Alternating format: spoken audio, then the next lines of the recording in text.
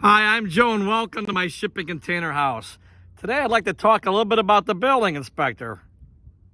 Don't be like that. The building inspector's there to make sure everything is done properly. I know a lot of people don't want to buy a building permit. It's $200. A 2x4 costs 12 bucks. All you should be thinking about when you get your building permit is cheap insurance. The insurance that if something goes wrong or you have a question, you can ask somebody. You can ask a third party. When you hire a contractor to do some work for you, and if you think it's being done wrong or incorrectly, and you talk to the contractor and you say, shouldn't it be like this? And he says it should be like that. Well, now you have a conflict because you're thinking one thing, he's thinking another. But you can call the building inspector and ask him, say, well, what do you think about this job? Is the contractor doing it correctly? And he'll tell you whether it's being done correctly or not. So you got somebody on your side. And also, you're not looking over your shoulder worried about, am I going to get in trouble? So think about the building inspector as he's on your side. He's looking out for you.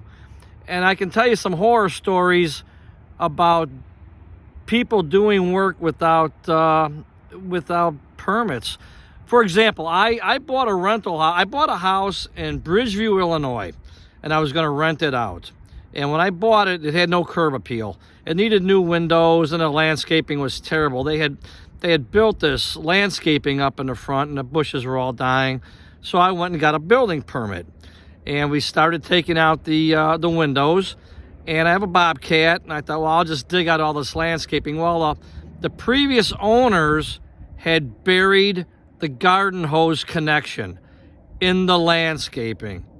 So me and my Bobcat, we sheared that pipe right off the front of the house. I thought all of Lake Michigan was going to come out of there. We ran in the house and we turned off the water, but the valve wasn't holding because it was old. And I called the water department. I said, could you please come out here and turn off the water? I'd like to replace this valve in the house.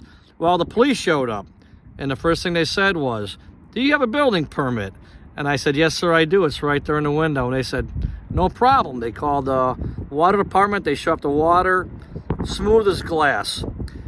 So I'm glad I had my permit. It was money well spent. A lot of homes are being sold now in the Chicagoland area, and the cities are coming in, and they're going through the houses as they're being sold.